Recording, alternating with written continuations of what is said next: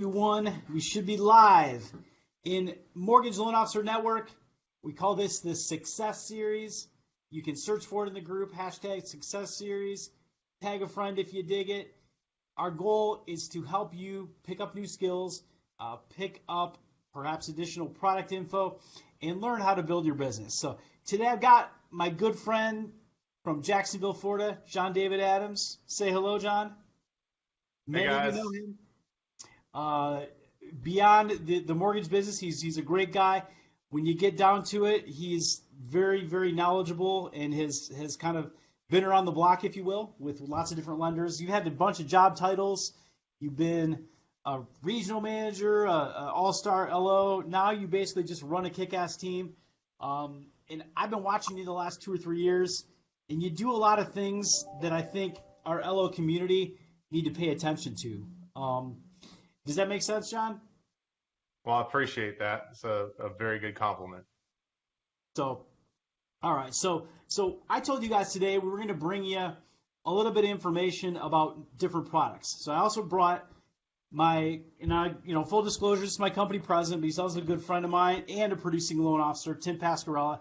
He and John have a lot in common. The thing that they have in common is they both do a ton of renovation loans.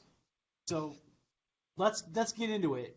Why do you guys master this renovation loan or spend all this time on it? I mean, this is a loan that takes longer and it falls apart. I mean, everybody tells me I should avoid them and that they're trash loans. So, John, I'm just a glutton for punishment. I know. I just love it. So I John, think two we're cut from the questions. same cloth. Two questions. Number one, John, why do you master this product, and what even qualifies you to be on this call today? Let's just kind of throw those into one answer there, if we could. Give me the rope if I take too long in explaining it. But you always have to have your why factor. For me, it was to feed my family. At the time, I had my own brokerage, and the only place doing renovation loans was Wells Fargo. This was back in 2008, and so I went to Wells. They were only the only people doing them, and you could actually, in a retail environment, get paid pretty well on them. Come to find out, and so I just started my family, just started having kids. And I love flipping houses. I did this before I knew about the products. And so I got into it with passion because I knew about renovating homes. And I thought it was a good idea, especially because, Florida was like #1 in foreclosure at the time. But it's all about niching. And that was my passion. That's why I got into it. And the other part of it is, it's just like you said, they're a nightmare. Nobody wants to do them. Everybody in the company was passing the football to me. So you were this regional renovation lender, and everyone was coming to you, and you just At the time, I was just a loan officer. right. So Yeah. you were just an LO, and then you had all these loans on your desk, and you had to figure out how to close them, that kind of thing, right? Yeah. So you're in this position, you got all these rental loans. What do you do next? I mean, at some point, you're not at Wells Fargo anymore, and you're not getting all these football passes, but you still are getting a lot of renovation loans. So where are they coming from? Well, I'll kind of start out with this. I get a call at least once a week from a loan officer that wants to learn how to be a renovation loan specialist. They've seen a video or something I do, and I think that's great. A lot more people should do it. A lot more people should know the option of it. And I think it's a blue ocean creator for you guys out there that are reading that book. You're creating a market because you're teaching people that they can create the home that they can actually afford and buy that doesn't exist in the marketplace today. So you're creating blue oceans. So that would be, I think, the context of where you should go with it, whether it be renovation, whether it be non-QM fallout, whether it be a condo specialist. If you're going to specialize in something and you can go to your peers and say you're an expert, go grab one and see how you like riding the bicycle before you buy it. So Bottom line is, how we did many a lot loans, of different activities. how many rental loans do you guys close a month right now on average? On average, I'd say anywhere from about 5 to 8, depending on how good and hot the market is. Yeah. So It's a market driven product. I mean, I'm not as high as I used to be. In 2012, I did about 230 of them. So I mean, you can the market drives it. What I've always said about and I always gravitated to the 203K, but now I do, VA reno, I do conventional reno, anything I can do that has the word rental on it. But for me, it was real similar to John as well. but I just used it more of a differentiator, and it cured my frustration. In 2011, I did not have a problem getting people to send me business. Not at all. I had a lot of pre-approvals. I had a lot of realtors that wanted to do business, and that was never my issue. My issue was I couldn't get any of the homes financed. That was my issue, is that being from Michigan, winters were rough, in case you didn't know that. And, these houses were being winterized by God knows who, and 90% of these homes had busted pipes, busted this, busted that, you name it. They were all bank-owned homes. We couldn't get them financed.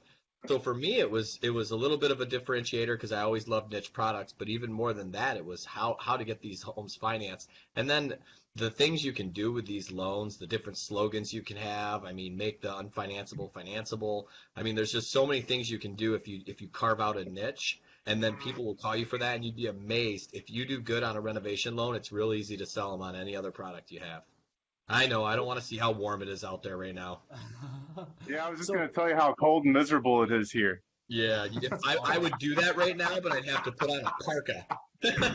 Everybody would stop watching. We got about 20 people watching. The ocean's horrible.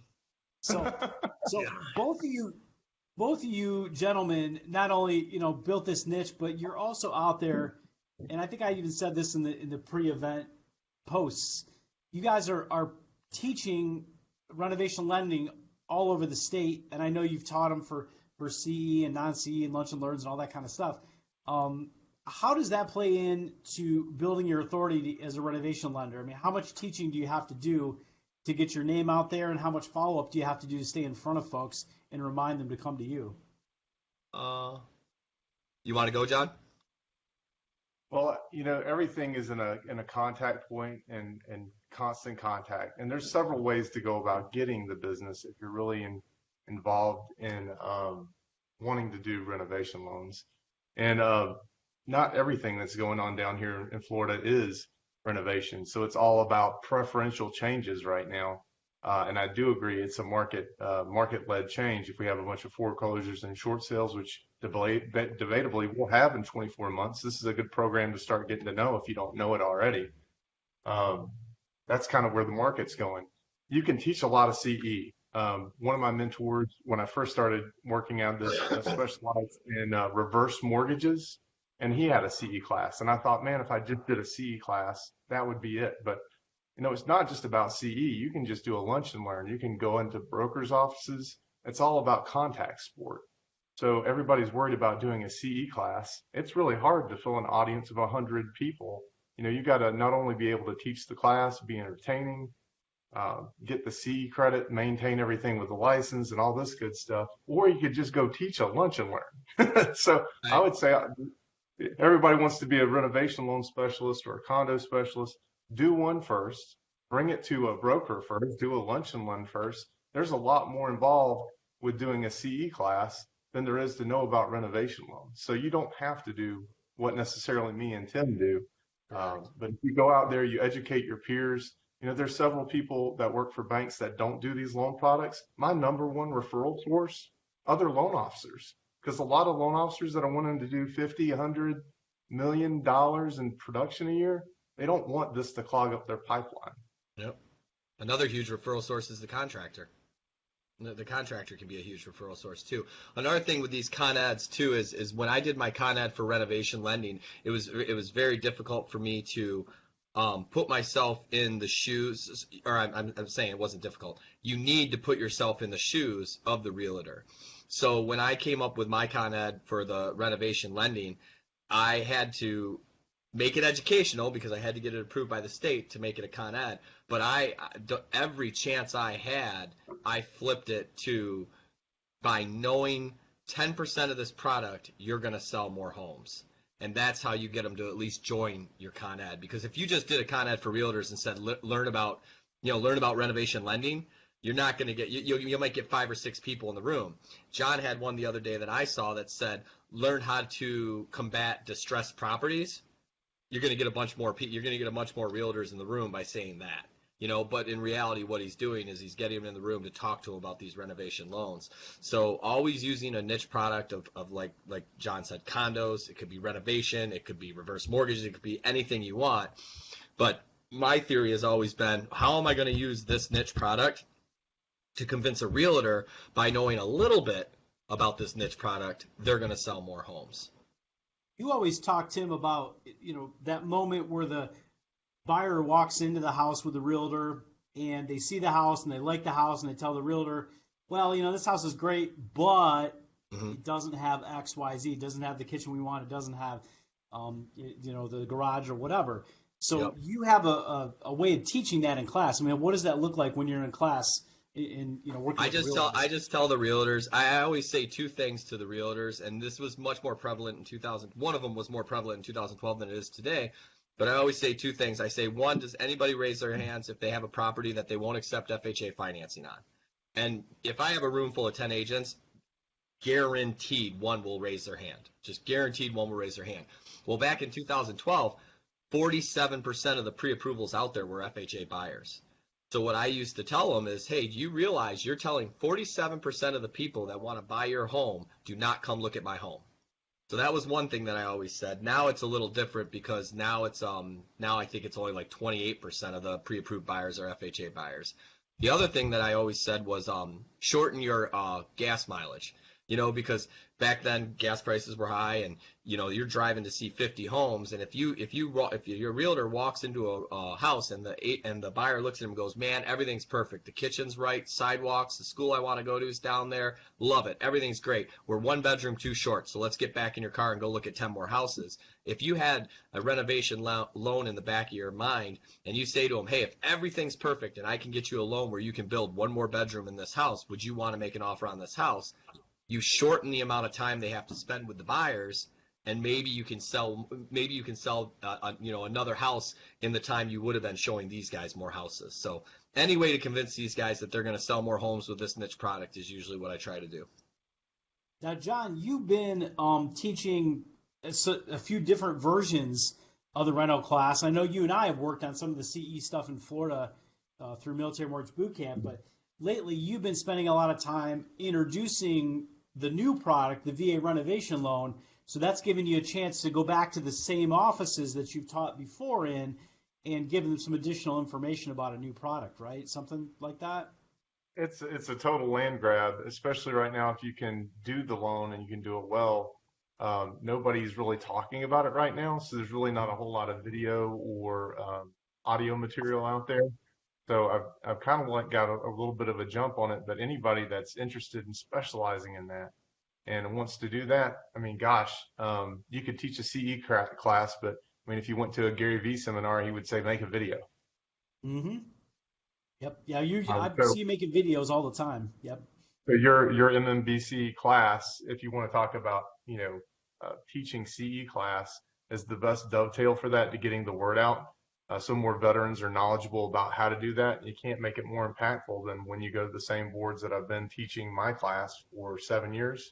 And then I teach MMBC right behind that. So I appreciate the opportunity for that. And it's definitely been a key booster to get more information to veterans. Well, do you know what I tell the folks in MMBC when they ask me how to get more butts in seats? I tell them, take those slides that you're studying for class and pull out one slide and make a 1 to 3 minute video that's related to that slide, and get that out to your audience. And after you do that for 2 to 3 to 4 months, that audience already knows that you're kind of good at what you do. It's a whole lot easier to convince them to come to your class at that point once they've already seen that you have some good, valuable information for them. They want to be part of it, right? Fear of missing out. Yep. So I mean, I got the tail end of I've got the gray hair, so I got the tail end of going to real estate offices with donuts and flyers. It just doesn't work anymore. People are online though all the time. Yep. Yeah, that's a really good point too, John. I mean, I was talking to a loan officer actually right before I joined this call, and we were talking about value-added proposition and something like that, and I talked to them about a niche product.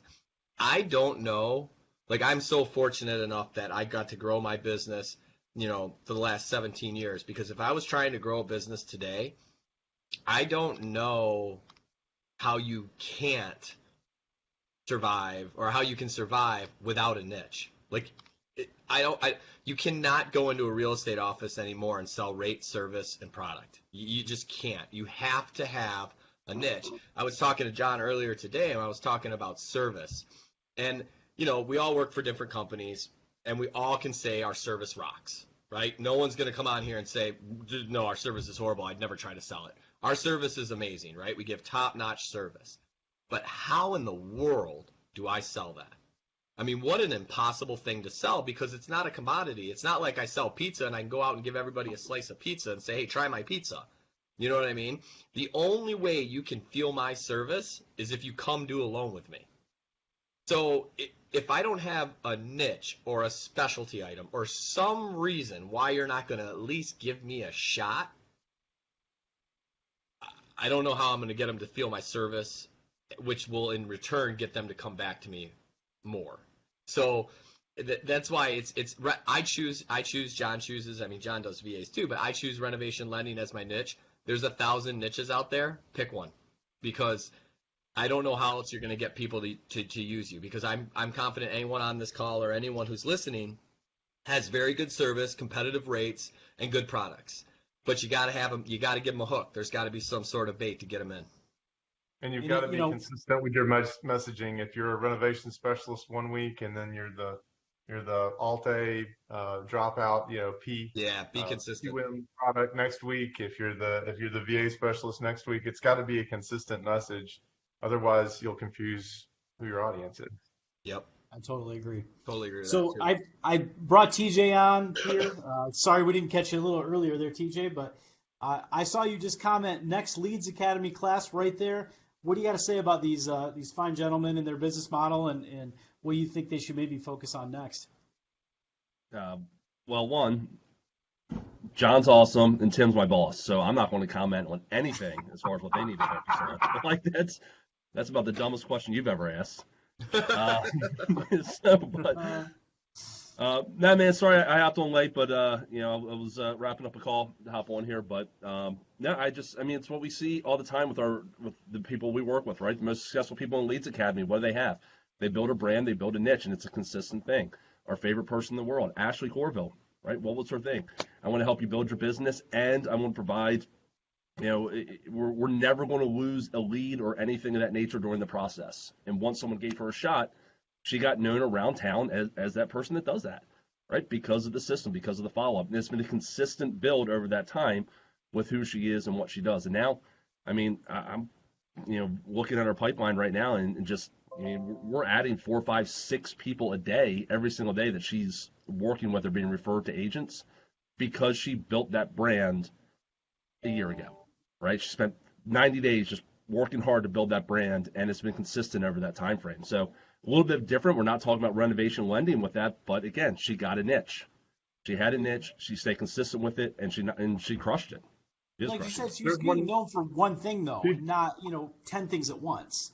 Right. And that's where, people come to me. I just had a call yesterday, maybe it was 2 days ago, with a broker in Utah, and it was kind of like we're talking today. He was like, "Oh, should I teach CE classes? Should I do leads? Should I do VA? Should I be a rental guy?" Like, he wanted to do all 5 or 6 of these things at one time, and we kind of backed him up and figured out what was going to work best for his personality and his skill set and his marketplace, and said, let's stick with this one thing first. Then if it's not working, you can try something different, or maybe you can add some things on top of it. But if you, like you said, if you try to be I'm the social media guy, I'm the leads guy, I'm the business builder guy, I'm the reno guy, I'm the VA guy, it gets really confusing. Not even confusing is the more you do these, the more you stay consistent, so much more educated you sound. These realtors, when you go do a lunch and learn, the one thing I always tell people when they come to me, they're like, "Hey, I want to be the reno king in my neighborhood, in my town."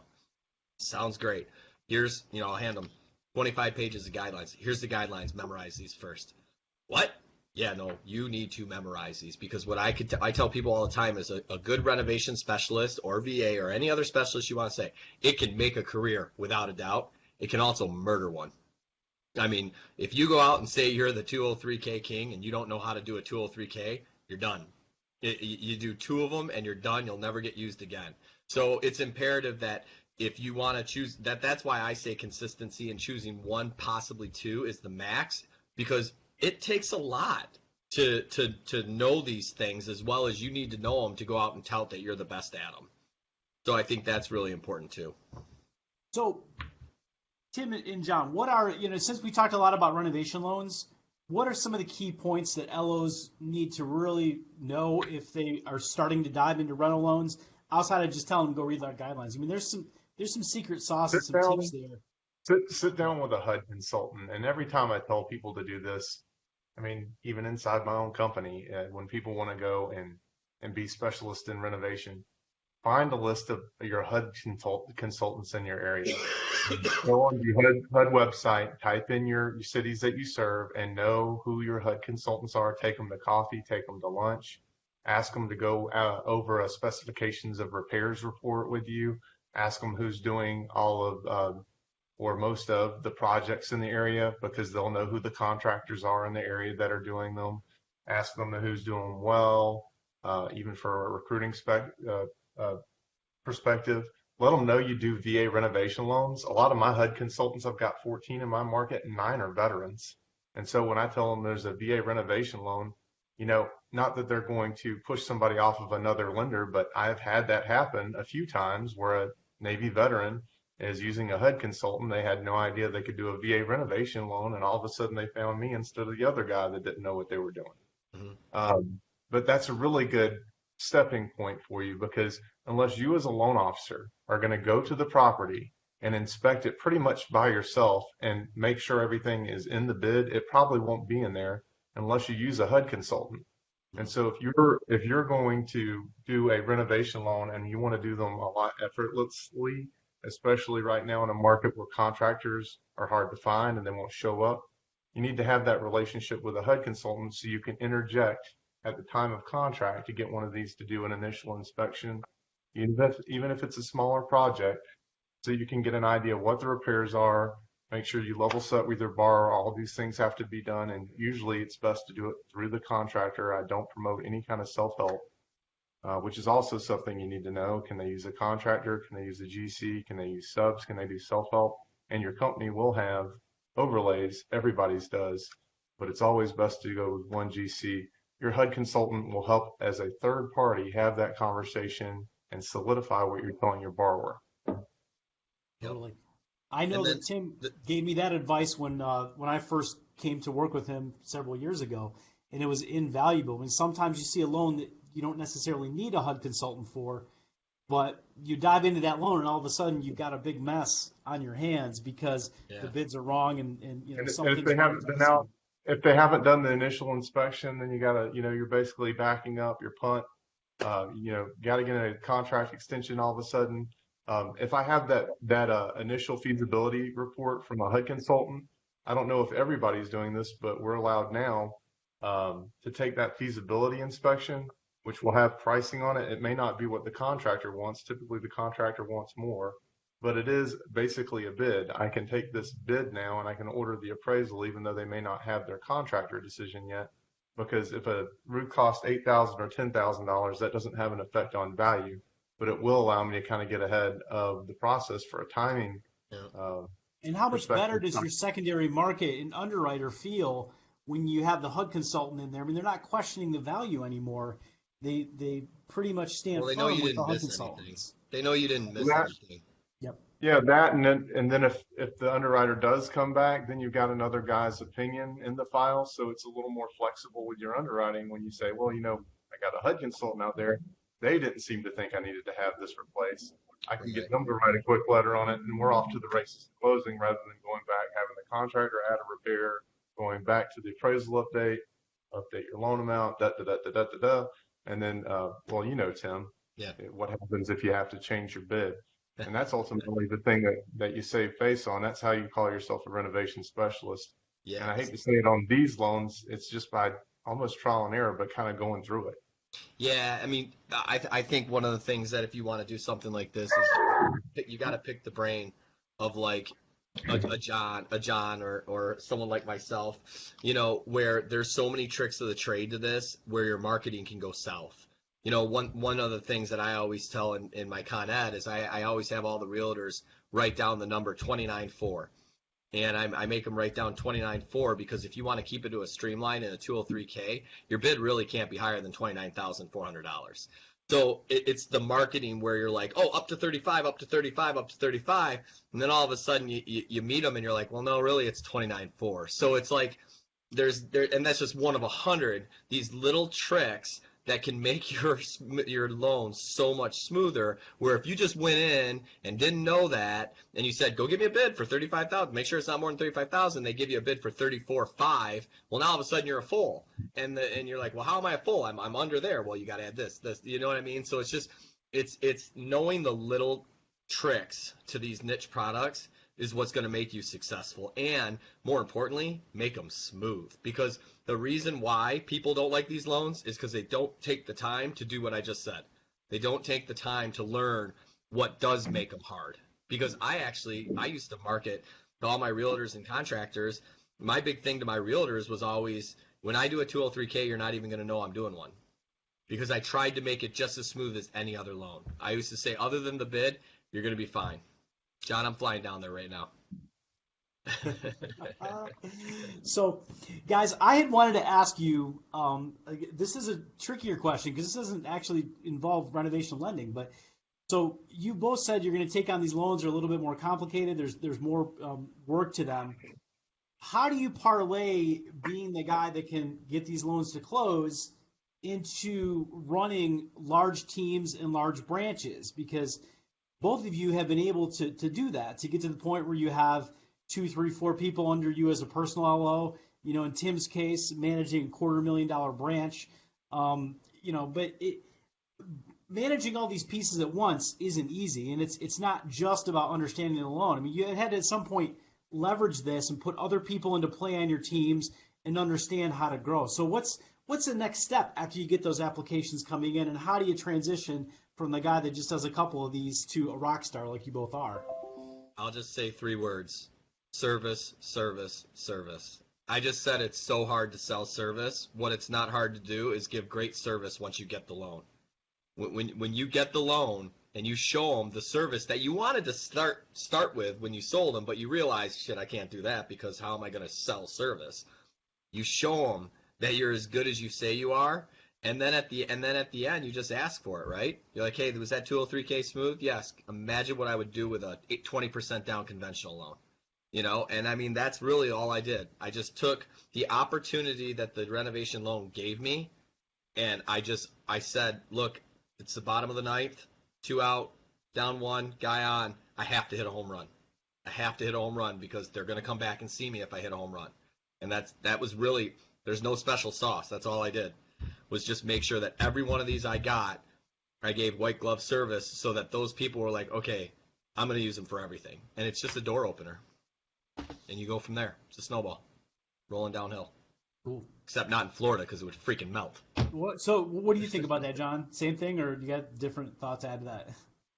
I mean, that's pretty outstanding. I mean, I started a pretty low budget with it, because there was just such a high demand for it. Nobody really wanted to touch them. Service is a great way to do it. A lot of times we had people in bid wars. We still do over the same house because there's just not enough inventory on the market. And so you'll have somebody they'll be coming to you for a renovation loan, but you'll pre-qual 10 people on the same freaking house. So the good news is you got 10 pre-quals, and it's just kind of like Tim just said. You got to give the service. I mean, it might not be the closing on that one. And once you have the opportunity extended from the pre-qual, even if it's a non-renovation loan, you just got to be on top of following back up. And I think that's where, when I started to have need for growth on my team is I got all these leads and my close rate was so low, I had to figure out how to convert more of these people because they just thought I was the reno guy. And so if you do great service, you don't really have to tell them that, but you do have to remind them of that. So good CRM, good junior, and nothing beats pressing the flesh. So you do have to call these people. You just can't throw them in a CRM and expect they're going to remember you. 100%. Take advantage of your pipeline. So, all right. Anything else, TJ? Are you going to ask the question that I keep stealing from you? No, but I'm going to just add to the service concept that Tim John just spoke about. I'm going to continue to reference Ashley as I continue to learn from her and see what she does. And back to what I said before, nobody's better at lead follow-up than Ashley and her team and the system she's put in place. What she did, so the year ago, was she went out, she got the doors open by her niche product, which was lead generation and brand building, or building a business. But once those agents gave her one shot at a lead, and when I say lead, I mean it could be a contract ready to go, or someone that the agent bumped into at an open house, and they scribbled down on like the Ross Mortgage, now they're like a little notepad with a name and a phone number. You know that lead that never gets worked because the agent hands it to you. They're like, here, follow up with this guy. You're like, absolutely. It goes into the pile on your desk, and 3 weeks later, the agent's like, hey, what happened with that lead I gave you? You're like, they never called me back, right? But Ashley got those opportunities with those, and they did such a great job of the follow-up and the updating of the agent.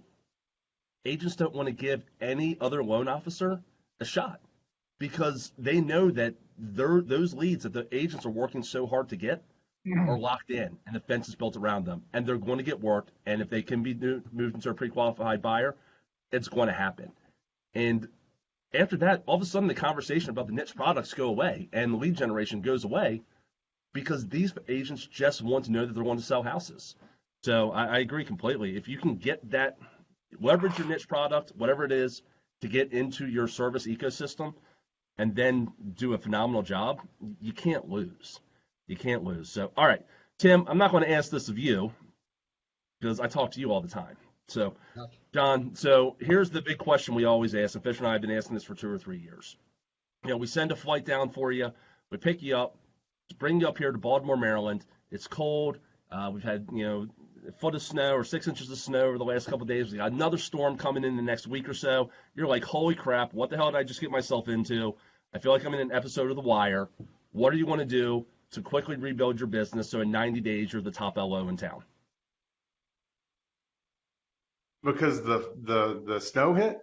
No, just we're bringing you up here. We're bringing you to a new market. Completely different. You know nothing about this market. You're going to go ahead and maintain your spot at the top of the hill. How are you going to go ahead and rebuild your business in 90 days? If it was the same business I'm doing today, I'd definitely go from broker to broker, asking to come into the office to talk to everybody about what I do and promote lunch and learns. Still finding your niche product?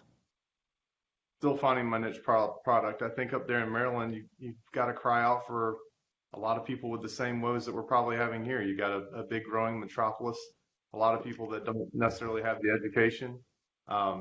Certainly after that, building a database, getting people online and talking about making videos and promoting in the ad space, an area where people are looking about real estate.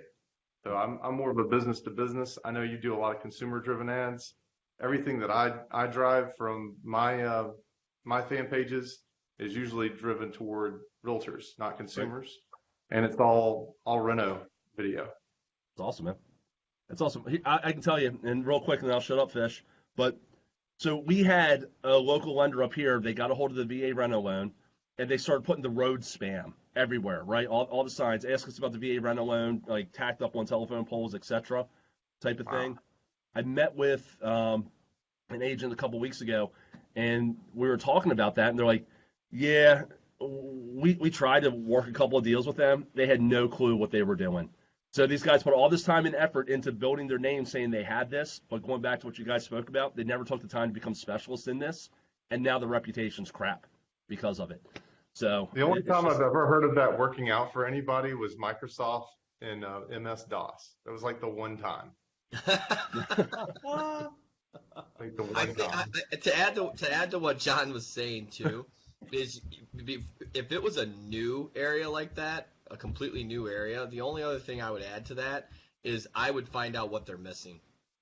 I would constantly, I would call every broker, call every realtor, and I wouldn't ask them any question about, I would just simply say, from your current lender, what is he missing? What is he or she missing? What are they not doing?